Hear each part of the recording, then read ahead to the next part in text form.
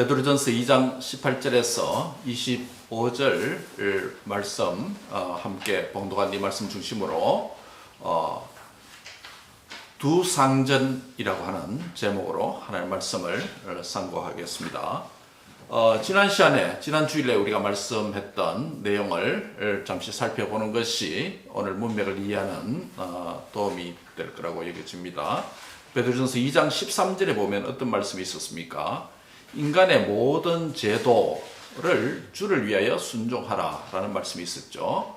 그 모든 제도 안에는 중앙 권력을 대표하는 왕과 또 지방 권력을 대표하는 총독이라고 하는 1세기의 직분, 국가의 두 직분을 언급했죠.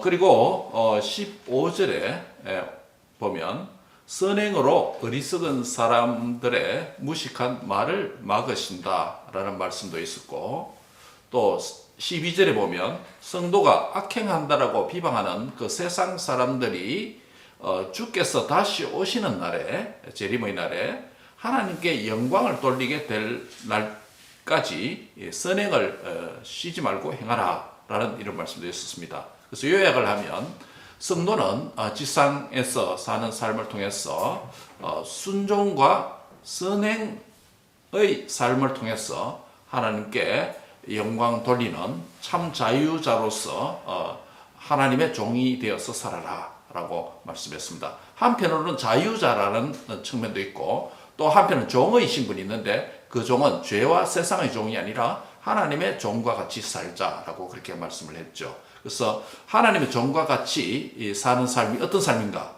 그게 바로 순종과 선행을 통해서 지상에서 사는 삶이다 라는 것을 지난 주일에 우리가 함께 상고를 했습니다.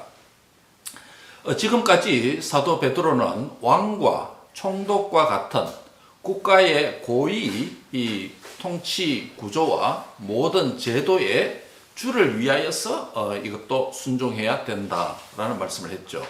이제 이어서 오늘 본문에는 가정적이고 소규모의 직장이나 일터에 있는 작은 권력 구조에게 순종의 명령을 하는 것으로 오늘 본문이 시작되고 있습니다.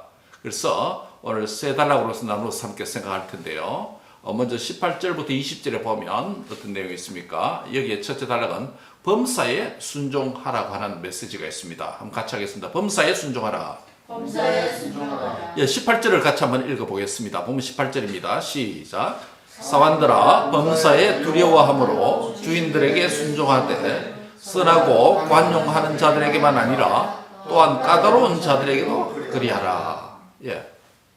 사환들, 종들을 가리키죠. 1세기의 사환들은 노예, 종, 이런 신분을, 사회적 신분을 가진 자들입니다만은, 현대적으로는 우리가 또 다른 의미가 있겠죠. 우리가 직장인 같으면 우리가 직장인으로서 이런 의미가 되겠죠. 사환들아, 범사에 두려워함으로 주인들에게 순종해라. 이 명령을 순종하는 원리로서 선하고 관용한 자들에게만, 우리에게 잘해주는 사람에게만 순종하는 게 아니라 까다로운 사람들에게도 그렇게 하라 라고 아주 놀랄 만한 그런 명령을 하고 있습니다. 베드로만 이렇게 말한 것이 아니고 사도 바울도 비슷한 말씀을 하고 있습니다. 에베소서 6장 5절에 보면 종들아 두려워하고 떨며 성실한 마음으로 육체의 상전에게 순종하라. 그 육체의 상전에게 순종하는 것을 기준이 어디냐 하면 단순히 육체의 상종이 아니라 그리스도께 하듯 하라라고 하나 업그레이드 시켜서 말씀을 하고 있습니다. 그래서 에베소 6장 5절에 종들아 성실한 마음으로 두려운 마음으로 이 육체의 땅에 있는 상전들에게 순종하되 이것이 마치 그리스도에게 우리가 성도들이 순종하는 것처럼 그렇게 해라라고 더 업그레이드 시켜서 명령을 합니다. 골로새서 3장 22절에도 보면 바울이 이렇게 말합니다. 종들아 이 모든 일에 육신의 상전들에게 순종하되 사람을 기쁘게 하는 자와 같이 눈가림만 하지 말고 오직 주를 두려워하는 성실한 마음으로 하라 라고 말합니다. 역시 바울은 종들의 상제들에게 순종을 정말 하나님께 하듯 하라라고 그렇게 말씀을 하고 있습니다. 한마디로 말하면 바울은 두려워하고 성실한 마음으로 하라라는 것이 주인에 대한 순종의 원리였습니다. 여기서 이 명령을 오늘 본문에서 이 명령을 듣는 자들을 베드로는 뭐라고 부르냐면 사환들아라고 부릅니다. servant, slave, 노예들을 가리킵니다. 이들은 1세기에 가정이나 또 직장, 국가기관에서 종, 노예, 하급 직원을 일컫는 말로서 당시에 사용된 1세기의 단어입니다.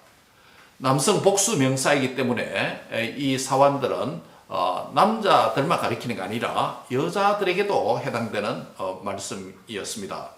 그래서 현대 사회는 노예 제도가 없기 때문에 이 본문에 등장하는 사환들이라고 하는 표현은 오늘 현대 직장에서 고용된 자들을 의미할 수도 있고, 또 주인들은 직장의 오너나 상사들을 의미한다고 할 수 있겠습니다.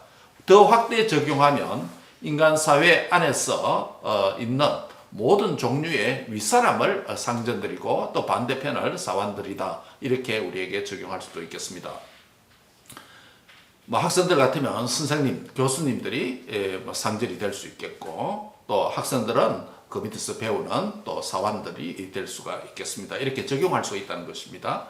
사환들에게 이와 같은 말씀을 하는 배경들 가운데 하나는 당시에 그리스도인의 이 자유에 대해서 오해하는 것이 있습니다. 왜냐하면 복음이 뭡니까? 예수님을 믿으면 죄로부터, 사망으로부터, 사단의 권세로부터 해방되어서 더 이상 죄의 노예 아니라 자유인이 된다라고 하는 이 복음이 선포되었지 않습니까? 그러니까 자유? 그러니까 당시의 노예들에게 이 자유라는 말은, 프리덤이라고 하는 것은 굉장한 어트랙티브하고 솔깃한 이런 단어였음에 틀림없습니다.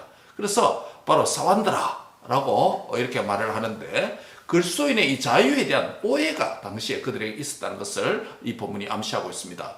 예나 지금이나 예수님을 믿으면 죄와 사망과 사탄의 권세로부터 해방되는 영적인 자유인이 되죠. 고대 노예들에게 자유, 또 자유인이 된다는 것은 정말 솔깃한 그런 표현이 아닐 수가 없습니다. 당시 노예나 또는 종이 예수님을 당신의 노예 신분으로서, 또 누구의 종의 신분으로서 예수님을 믿는 자가 되었다면 주인에게 순종해야 된다라고 오늘 본문이 그렇게 가르치고 있는 것입니다. 베드로는 이 사환들에게 특별히 두려워함으로 주인에게 순종하라라고 말합니다. 바울은 아까 말씀대로 하나 덧붙였죠. 성실한 마음으로 주인에게 순종하되 그리스도께 하듯 하라, 예수님에게 하듯 하라, 그렇게 노예들에게 말을 했습니다. 다시 말하면 바울은 소위 이 권력을 기독론화, 권력을 예수님께 하듯 하라라고 세상 권력인데도 불구하고 예수님께 하듯 하라라고 말하므로 이 권력을 기독론화, 이렇게 기독론, 예수님에게 준하는 그런 명령으로 사용하고 있다는 것입니다. 즉 모든 권력이 누구로부터 왔다? 예수님, 하나님으로부터 왔기 때문에 그런 가르침을 한 것을 보여줍니다.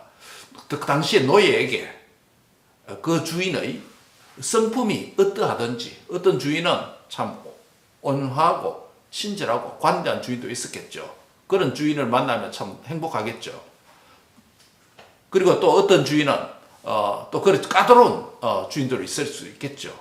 거기에 있는 노예들은 좋은 주인 밑에 있는 것보다 더 어렵겠죠, 생활하기가. 그런데 주인의 성품과 상황이 순종의 조건이 되는 것이 아니다라고 말합니다. 주인의 도덕적인 태도나 상태가 순종의 조건이 아니라고 오늘 본문이 말합니다. 여기 언급된 사환이 순종해야 할 주인은 선한 주인 또는 관용하는 주인, 종들에게 또 고용인들에게 잘해주는 그런 오너만 가리키는 게 아니라 까다로운 주인도 여기에 포함시키고 있습니다.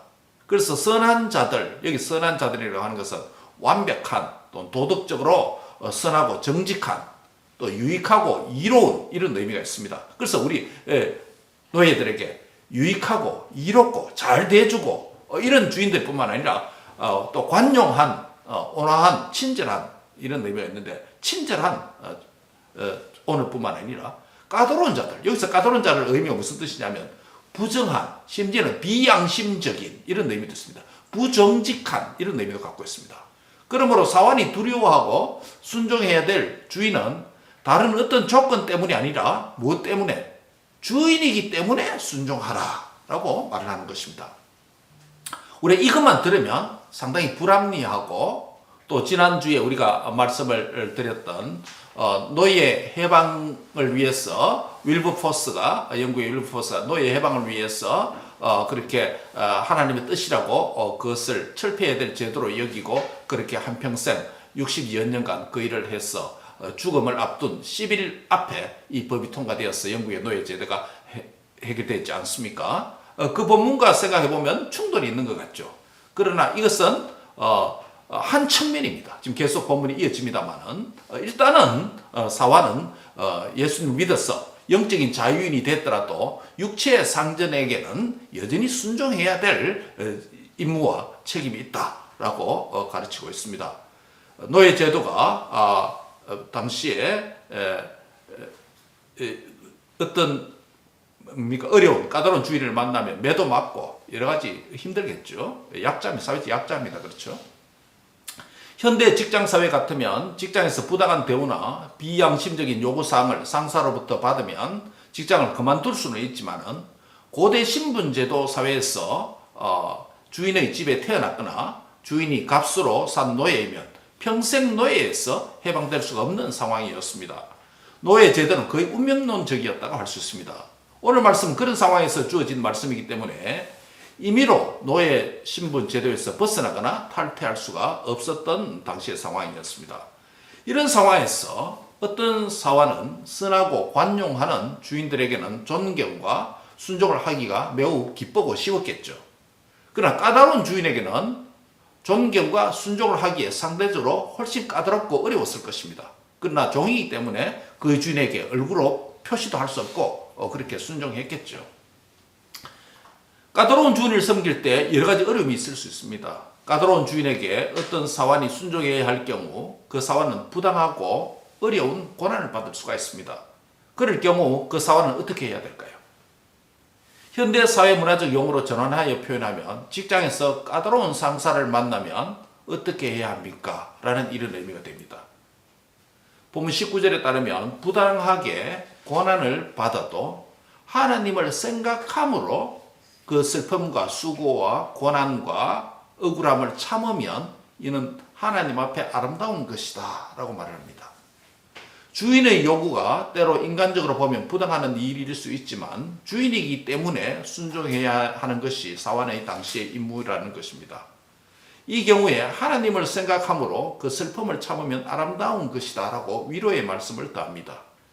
본문 20절에는 하나님을 생각하면서 참는 이 아름다운 행동에 대해서 대조적인 한 경우를 듭니다. 사환이 주인에게 죄가 있어서 매를 맞고 참는 행위를 당했다면 아무런 칭찬이 없는 전혀 아름답지 않은 참음입니다. 그러나 선을 행함으로 고난을 받고 참으면 그 참음은 하나님 앞에 아름다운 것이다. 그러므로 선을 위해 고난받는 것을 두려워하지 말라라고 격려를 하고 있습니다. 여러분 오늘도 고난도 두 종류가 있습니다. 고난도 두 종류가 있습니다. 당시에 1세기의 사환들이 어려움을 겪는 것도 두 종류가 있어요. 하나는 뭐냐면 정말 선을 행함으로 주인에게 순종함으로 선을 행함으로 양심적으로 행함으로 고난을 받는 것 그것은 참으면 하나님 앞에 아름답다라고 말하고 있고 또 하나는 종이 주인 앞에 잘못했어 또 법을 어겼어 비양심적으로 비도덕적으로 했어 그렇게 해서 주인으로부터 또 사회적으로 고난과 법적인 조치를 당한다면 그것은 아름답지 못한 것이다 라고 말하는 거죠. 두 종류의 고난이 있다는 것입니다. 오늘 우리에게도 마찬가지입니다. 현대 그리스도인으로 살아갈 때 두 종류의 고난이 있을 수 있습니다.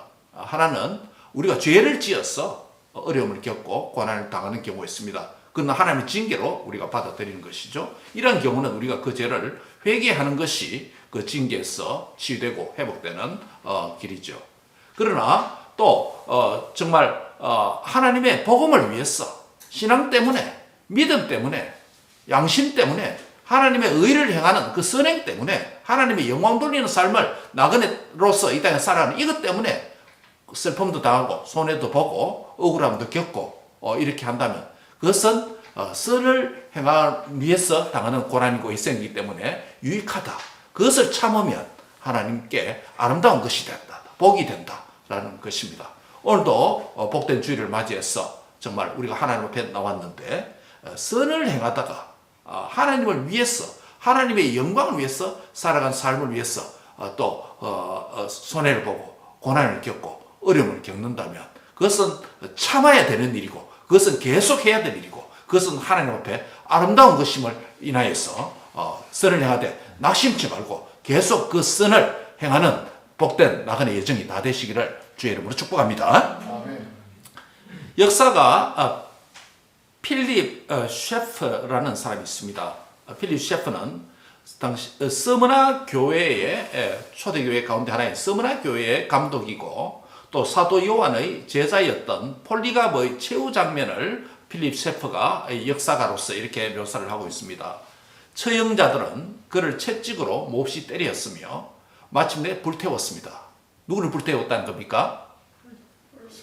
예, 스무나 교회의 감독이고 사도 요한의 제자였던 폴리갑. 예, 폴리갑. 이것을 필립 셰프라고 하는 역사가가 서술을 남겼습니다. 기록을 남겼습니다. 그래서 처형자들은 당시에 채찍으로 몹시 때렸고 마침내 불태웠다. 신체 내부에 있는 내장까지 환하게 드러났습니다. 처형자들은 미처 타지 못했던 신체를 창 끝에 걸어놓고 야수의 밥으로 던져버리고 말았습니다. 그러나 그가 화형에 처하기 직전에 한 가지를 제안했습니다. 네가 만약 로마의 시저 황제를 숭배하고 그리스도를 부인하면 지금까지의 이 박해를 그만두고 특별 대우하겠다라는 제안을 했습니다. 이런 제안 앞에서 이제 죽음을 앞둔 그 시점에서 폴리갑은 그 제안하는 로마의 권력에게 이렇게 대답합니다. 지난 86년간 나를 아무런 해가 없이 나에게 성실하셨던 나의 왕, 나의 주님, 그분을 지금 내가 부인할 이유가 어디 있겠소? 지난 86년간 나를 이렇게 해롭지 않게 성실하게 나를 보호해 주신 그 하나님 지금 내가 마지막 인생을 사는데 뭘 부인하겠소? 나는 그분을 사랑하오. 소아시아의 7교회 가운데 가장 박해와 고난을 당했던 스무나 교회를 향해서 요한계시록 2장 10절은 이렇게 말합니다. 내가 죽도록 충성하라. 그리하면 내 생명의 멸관을 내게 주리라. 예. 이 당시에 폴리갑의 이 신앙 고백과 스무나 교회에 주셨던 사도 요한을 통해서 주셨던 그 말씀이 문맥적으로 역사적으로 매칭되고 있습니다. 신실한 그리스도인은 오늘날 현대교회 안에 있는 신실한 그리스도인은 교회에서 또 교회를 통해서 하나님을 섬기는 자로서 주께 충성된 일꾼으로 성실하게 살아가야 되는 줄 믿습니다. 뿐만 아니라 우리가 살아가고 있는 이 사회와 여러분이 다니고 있는 직장 그리고 우리 학생들 자녀들 같으면 다니는 학교에서 그리스도인으로서 양심과 법과 규칙과 특별히 하나님의 말씀에 위배되지 않는 정당한 것이라며 두려움과 성실한 마음을 다해서 공부하고 일하고 수고하고 헌신함으로 믿는 자로서 그 사회에서 인정을 받아야 되는 줄 압니다. 그 직장의 사람들에게 도움이 되고 기여가 되고 또 주위의 사람들로부터 인정을 받는 칭찬을 받는 그래서 직장 공동체 전체를 여러분이 소속된 그 공동체를 유익하게 하는 그런 일에 힘쓰는 그리스도인이 되시기 바랍니다. 이것은 노동과 임금 임금과 노동이라는 조건을 통해서 오너와 직원, 상사와 직원 사이의 계약 이전에 하나님께서 나를 그 학교로 보내시고, 하나님께서 나를 그 부대로 보내시고, 하나님께서 나를 그 산업처로 보내시고, 하나님께서 나를 그 일터에 보내셨다고 하는 하나님의 주권과 섭리를 인정하면서 그 일을 통해서 내가 하나님께 영광 돌리는 일이고, 하나님께 영광 돌리는 공부이고, 하나님께 영광 돌리는 군복무이고, 하나님께 영광 돌리는 가정일이고, 그렇기 때문에 하나님 앞에서 그 일을 성실하게 두려움으로 감당해서 하나님께 영광 돌리는 매일의 직장, 매일의 학업, 매일의 예배 현장의 삶이 되시길 바랍니다. 그것이 성실하고 두려움으로 하나님께 하듯 하는 그 삶을 살아가는 것입니다. 이러한 그리스도인이 되어서 그 일터에서 영광 돌리는, 하나님께 영광 돌리는 복된 은혜가 있기를 바랍니다. 두 번째, 21절부터 23절은 그리스도는 순종의 모범이시다 라는 메시지를 우리에게 줍니다. 한번 따라합니다. 예수님은 순종의 모범입니다. 순종의 모범이시다. 그리스도인의 사환들, 노예들이, 슬레이브들이 이 땅에서 주님을 섬기는 한 모범과 기준을 어디에 맞추고 있습니까? 예수님 자신에게 맞추고 있다는 것입니다. 21절을 같이 읽습니다. verse 21 시작. 이를 위하여 너희가 부르심을 받았으니 그리스도도 너희를 위하여 고난을 받으사 너희에게 본을 끼쳐 그 자취를 따라오게 하셨느니라. 이를 위해서 부름을 받았다, 부르심을 받았다는 겁니다. 그리스도 예수님도 우리를 위해서 고난을 받으셨고 우리에게 본을 끼쳐 주셨다. 본을 보이셨다. 그리스도도 어떻게 보면 부당한 일이잖아요. 죄인들을 구원하기 위해서 자신을 죽음으로 내놓는 거니까. 그렇지만 하나님의 명령이기 때문에 순종하신 것 아닙니까? 그렇죠? 그리고 예수님이 먼저 앞서가셔서 그 가는 걸음을 우리에게 보여주셨다는 겁니다. 이 자취를 따라오셨다는 의미가 뭐예요? 주님의 가신 길을 따라오라는 겁니다. 이 길을 모범으로 보여주셨다는 겁니다. 그래서 그리스도의 예수님께서 순종의 본, 이그샘플을 보여주셨다는 것입니다. 그리스도께서 부당하고 잘못된 죄악에 순종하신 것이 아니라 오직 정당하신 것에만 주님이 순종하셨습니다. 그는 죄를 범하지 아니하셨고 그 입에는 거짓도 없으시다라고 22절에 말씀하죠. 부당한 세상 권력과 악에 대해서 동의하시거나 동조하지는 않았습니다. 부당한 대우와 악의 대우를 받아들여서 죄를 지어서 예수님이 십자가에 고난받는 게 아니죠. 자신의 죄 때문에 고난을 받은 게 아니라 누구의 죄 때문에? 우리의 죄 때문에, 타인의 죄 때문에 고난을 당하셨다는 것이죠. 그래서 주님께서 가신 그 순종의 본이라고 하는 것은 우리가 죄 때문에 고난 받는 자가 되지 말고 의를 위해서 고난 받는 자가 되라라는 이 본을 주님이 먼저 보여주셨기 때문에 이 주님 가신 발걸음을 따라오너라라고 미리 보여주었다는 거죠. 23절을 같이 한번 읽을까요? 시작. 욕을 당하시되 맞대어 욕하지 아니하시고 고난을 당하시되 위협하지 아니하시고 오직 공의로 심판하시기에 부탁하시다. 욕을 당하시며 욕을 듣고 하면 우리가 인간이 그렇지 않습니까? 비인격적인 대우를 하고 우리에게 뭡니까? 욕을 하고 정당하게 내가 잘못해서 욕하면 받아들일 수는 있죠. 근데 그렇지 않고 정당하지도 않는데 부당한데도 욕을 하고 모함을 하고 그렇게 하면 지금 요즘 말로 속된 말로 뭡니까? 빡치지 않습니까? 그렇죠? 맞대요. 얼마나 우리가 욕할 보고 싶지 않습니까? 우리도 맞대고 상대해주고 싶지 않습니까? 그렇죠? 그런데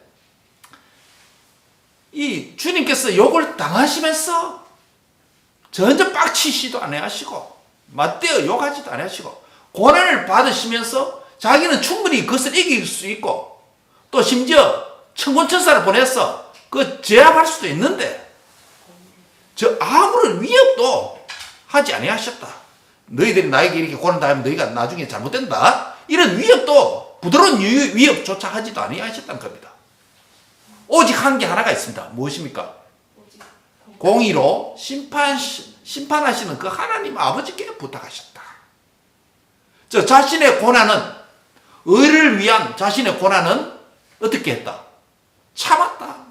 참으시면서 또 다른 한편으로는 공의롭게 나중에 판단해 주실 그 하나님을 의지하고 하나님께 맡겼다는 것입니다. 심판을 하나님께 맡겼다는 것입니다. 이것이 예수님이 가신 길이에요. 이 자취를 보여주신 거예요. 오늘 사순절 넷째 주일을 맞이해서 우리가 사순절을 지키는 의미는 뭡니까? 주님이 이 땅에서 오셔서 우리를 위해서 고난의 걸음을 걸으신 그 발자취를 기억하면서 왜 고난당하셨는가? 무엇 때문에 고난당하셨는가?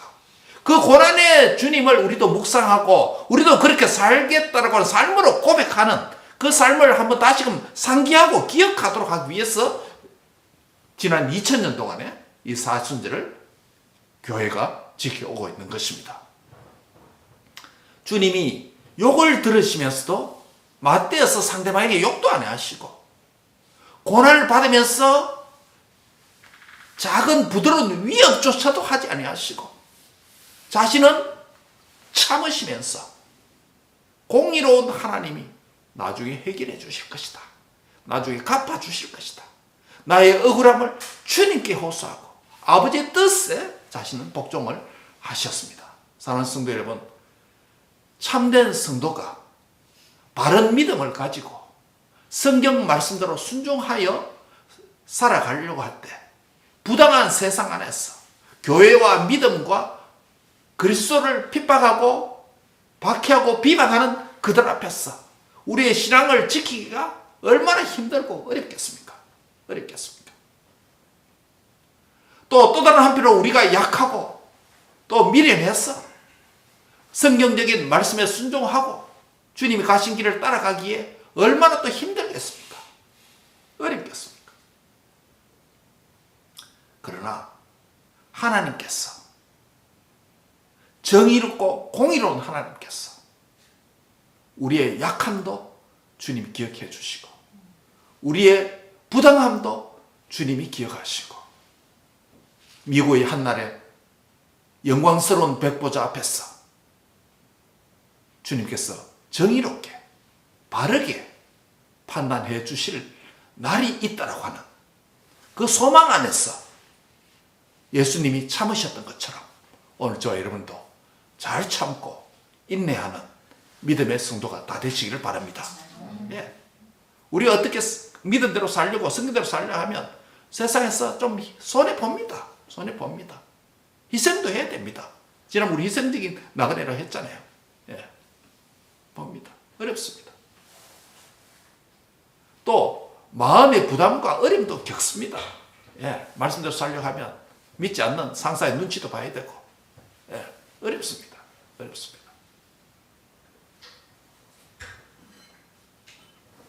학생들 같으면 이 시간에 책을 한 장이라도 더 볼 수 있을 텐데 이런 유혹에 빠질 수 있습니다. 그래서 예배 자리에 또 나태할 수 있고 아니라는 생각도 가질 수 있습니다. 그러나 그것보다도 눈앞에 있는 책 한 장보다도 내 인생 전체의 주인이 되시고 내가 하나님의 영광을 위한 공부고 영광을 위한 직장이고 영광을 위한 결혼이고 영광을 위한 미래를 산다고 한다면 인생의 주인 되신 하나님 앞에 오늘 또 복종하고 순종하고 신실한 예배자로 살아가는 복된 은혜가 함께 하시길 바랍니다. 네. 하나님께서 나중에 갚아주시다. 인생의 주인입니다. 지금 세상적으로 열심히 한다 할지라도 하나님께서 복을 주시지 않으면 승리할 수 없습니다. 하나님께서 내게 되게 하시는 은혜를 주셔야 내가 형통하고 복을 누리는 줄 믿습니다. 그래서 우리 인생의 주님을 의지하고 그 하나님 말씀대로 살아야 될 이유가 여기 있는 것입니다. 예배 자리에 있는 것이 손해보는 것 같으나 전혀 손해보지 않습니다. 인생의 축복의 주인이 하나님이기 때문에 하나님이 갚아주신다라고 하는 이 믿음 때문에 하나님을 의지하고 승리하는 모든 성도들 다 되시길 바랍니다. 예. 마지막 세 번째입니다. 24절부터 25절까지는 죄에 대하여 죽고 의에 대해서 살아야 된다라고 하는 메시지입니다. 한번 같이 하겠습니다. 나는 나는 죄에 대해서 죽고 죄에 대해서 죽고 의에 대해서 살아야 합니다. 의에 대해서 살아야 한다. 예. 사환들은 범사의 상전에게 순종해야 된다고 했죠. 그러나 무조건적 순종이 아니라 그리스도의 본을 따르는 순종이어야 된다고 말씀합니다. 그리스도의 본을 따르는 순종이어야 된다. 아까 초대에 처음 말씀드렸죠. 지난주에 우리가 윌리엄 윌버포스가 노예 해방이 하나님 뜻인 줄 알고 그 일을 위해서 부당한 것에 불복종하고 입법 활동까지도 했지 않습니까? 그런데 아까 우리 첫 번째 메시지는 뭡니까? 사환들에게 까다로운 주인에게도 무조건 순종하라는 메시지와 충돌되는 것 같습니다. 그것만 들으면 충돌되죠. 그러나 이제 오늘 본문이 마지막 본문이 우리에게 그 충돌이 아니다라고 하는 것을 알게 합니다. 부당한 주인의 명령까지 무조건 순종해야 됩니까? 답이 예스입니까? 노입니까? 상식적으로 노입니다. 의의 주님께 복종해야 된다는 것입니다. 이런 점에서 사환들에게 또 다른 직장 상사가 있다는 것입니다. 누굽니까? 예, 바로 그겁니다. 오늘 우리가 뭡니까? 직장의 두 상사라고 하는 제목이 바로 여기 있습니다. 직장에 피지컬한 직장 상사가 있고, 피지컬한 교수님이 있고, 학생 경우에는 피지컬한 오너가 있고, 그렇지만은 또 다른 한편으로 성도에게는 예수님이 또 다른 직장의 오너이고, 교수님이고, 상사다라고 말하는 겁니다. 그러므로 하늘의 주인, 하늘의 상사의 가르침과 땅의 상사의 가르침이 충돌될 때 어떻게 될까? 예수님께서 인간 직장 오너 상사보다 아래에 있습니까? 위에 있습니까? 당연히 위에 있죠. 그러면 예수님이 직장 오너 상사보다도 더 큰 권위를 가지고 있습니다. 그러면 땅의 권위와 하늘의 권위가 충돌될 경우에는 어떻게 되느냐? 더 큰 권위에 복종해야 됩니다. 따라합니다. 더 큰 권위에 복종하라. 예, 더 큰 권위를 가지신 그 예수님께 복종하라라는 의미입니다. 특별히 우리 기생 라합을 여리고 정복 전쟁을 앞두고 기생 라합의 사건을 여러분 아시죠? 가나안 백성으로서는 여리고 지역에 사는 기생 라합의 조국은 어디입니까? 가나안입니다. 가나안 왕에게, 자기 나라의 왕에게 복종해야 되고 자기 나라 국민을 위해서 살아가야 되고 그렇게 됩니다. 그런데 첩자인 누구요? 이스라엘이 지금 가나안 정복 전쟁을 앞두고 첩자를 보냈지 않습니까? 스파이를 보냈지 않습니까? 그 스파이를 어떻게 했습니까? 기생라합이 숨겨주었습니다. 그러면서 자기 나라의 군인들이 와서 물을 때 뭐라고 말합니까? 갔다라고 말했습니다. 거짓말이었습니까? 참말이었습니까? 현대 법으로 말하면 무슨 죄예요? 간첩죄입니다. 반역죄입니다. 국가 반역입니다. 스파이를 숨겨줬으니까. 그것도 자기 나라를 전쟁을 통해서 멸망시키려 하는 나라의 스파이에게 숨겨주고 국가 반역죄입니다. 한 나라의 국민과 시민으로서 가장 큰 죄가 반역죄 아닙니까? 반역죄입니다. 간첩죄입니다. 예. 현대국가도 간첩죄는 반역죄는 크게 다릅니다. 우리 한국계 해군 고급 장교 가운데 한 분이 자기가 한국 출신이기 때문에 이 핵 잠수함의 일부 정보를 한국에 어떤 방법으로 넘겨줬는지 모르겠지만 넘겨줬어. 미 FBI가 스파이죄로 처벌한 경우가 있습니다. 우리 한국계 고위 장교입니다. 고급 장교.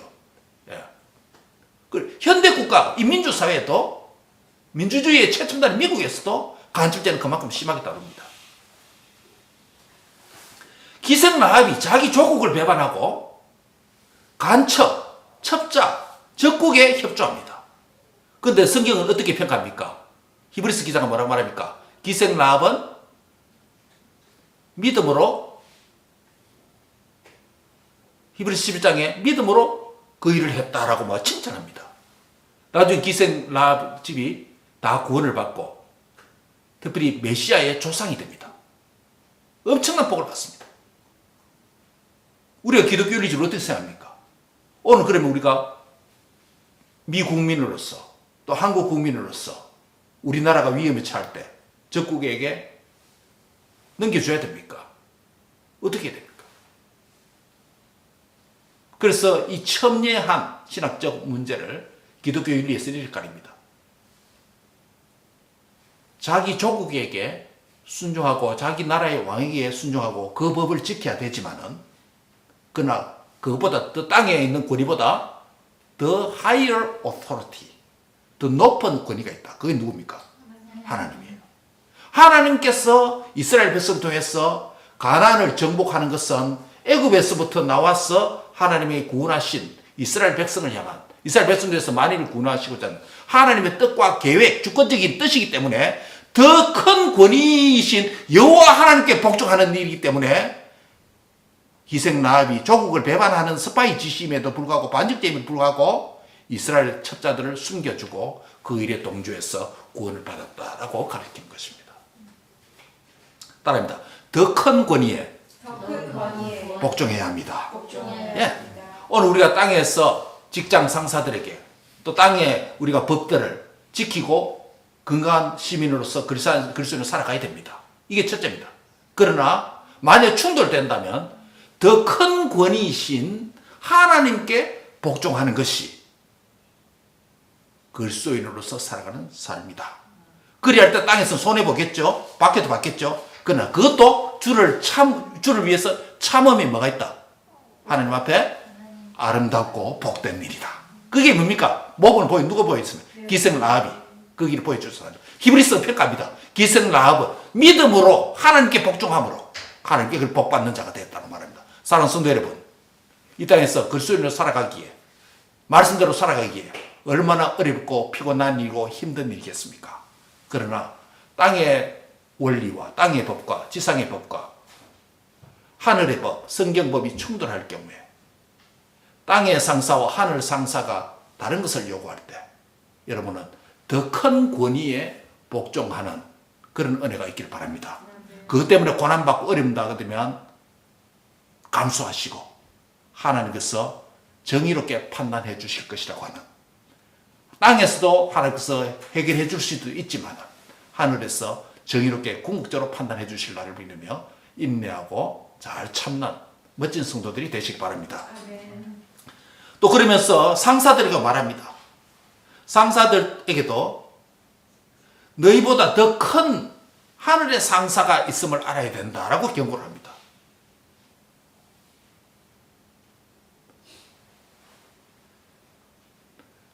더 큰 권위를 가지신 예수님께 복종하는 자가 될 뿐만 아니라 바로 상전들도 특별히 골로새서 4장 1절을 보면 상전들에게도 말합니다. 상전들아 의와 공평을 종들에게 베풀어라. 까다로운 종들에게 말하겠죠. 의와 공평을 종들에게 베풀어라. 너희에게도 뭐가 있다? 하늘의 상전의 계심을 알지어다. 골로새서 4장 1절에 하늘의 상전이 있다는 겁니다. 노예들에게만, 사환들에게만 하늘의 상전이 있는 게 아니고 너희가 사환들에게 육체적인 상전이듯이 노예나 지상의 상전이나 그 위에 하늘의 상전이 있다. 누굽니까? 하나님이라는 겁니다. 그러므로 하늘의 상전 앞에 너희가 평가받기 전에 너희도 노예들에게, 직원들에게, 오너로서, 상사로서 의와 공평을 종들에게 베풀어라 라고 말합니다. 본문이 전혀 충돌되지 않습니다. 그래서 성경을 한 구절만 보면 충돌되는 것 같은데 성경이 66권의 말씀을 함께 읽으면 충돌되지 않습니다. 하나님께서 우리에게 바른 가르침을 주고 있다는 것입니다. 말씀을 맺습니다. 사환들아 범사에 순종하라 라고 하는 이유가 있습니다.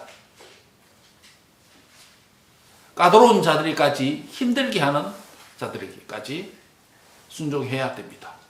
그러나 하늘의 법과 하늘의 상전의 가르침과 땅의 상전의 가르침이 충돌될 경우에 어디에 복종하라? 하늘의 상전에게 복종하라. 그리고 상전들에게도 경고하죠. 상전들아 골로새장의 말씀대로 너희도 너희 위에 너희가 최고의 상전이 아니라 너희 위에도 보이지 않는 누가 있다? 하늘 상전 하나님이 계시다. 그래서 그것을 두려워해서 너희도 직원들에게, 노예들에게, 사원들에게, 학생들에게 의와 공평으로 대해라. 그래서 지상의 사원들도, 지상의 상전들도 궁극적으로 누구 앞에 쓴다? 하나님 앞에, 정의로운 하나님 앞에 다 쓰게 된다. 그래서 이것을 기억하고 지상에서 상전된 자, 온유된 자는 온유의 삶을 의와 공평을 베푸는 자로 살고, 또 사원들은 주인에게 순종하면서 살아라.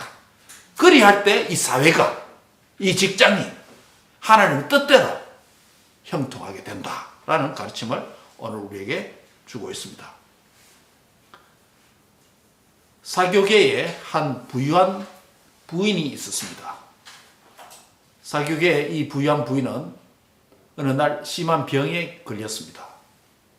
이 여인은 교회 다니는 신자였기 때문에 그녀의 이름과 형편이 교회의 광고가 되고 그녀의 병은 모든 성도의 기도 제목이 되었습니다.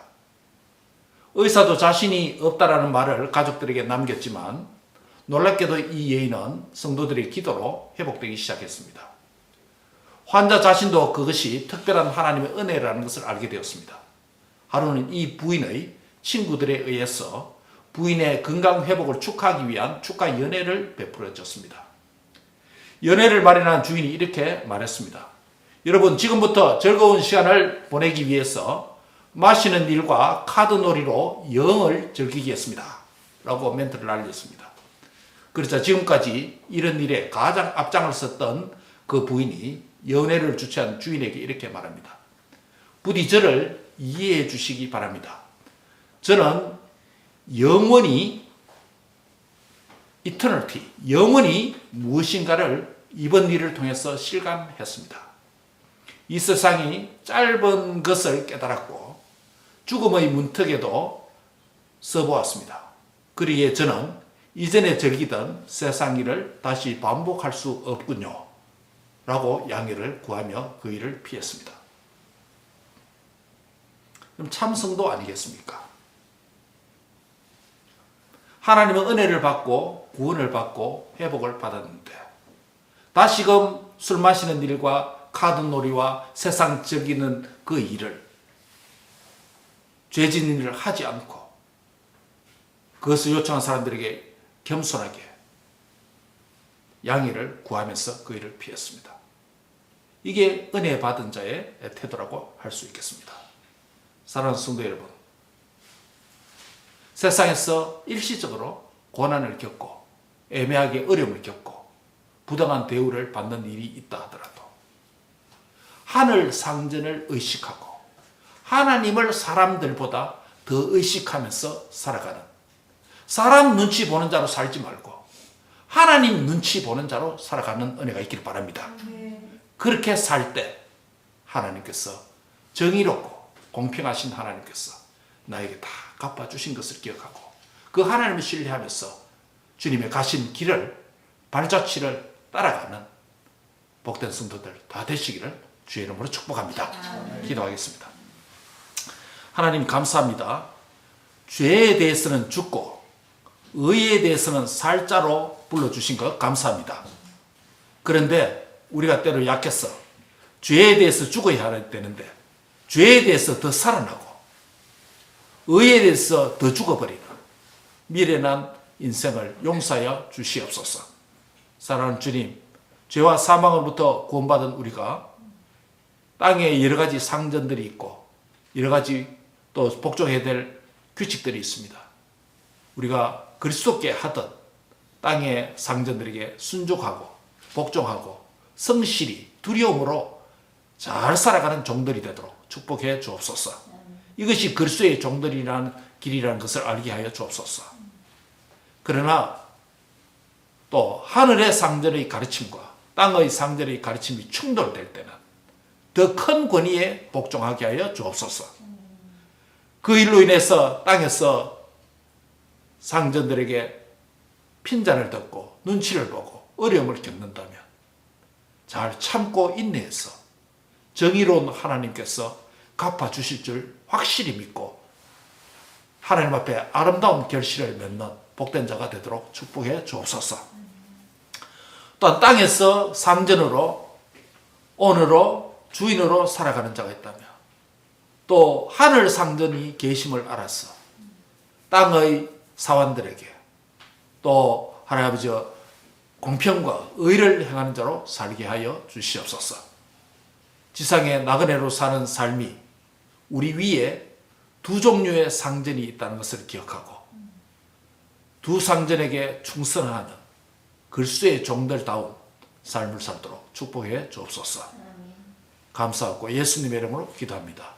아멘.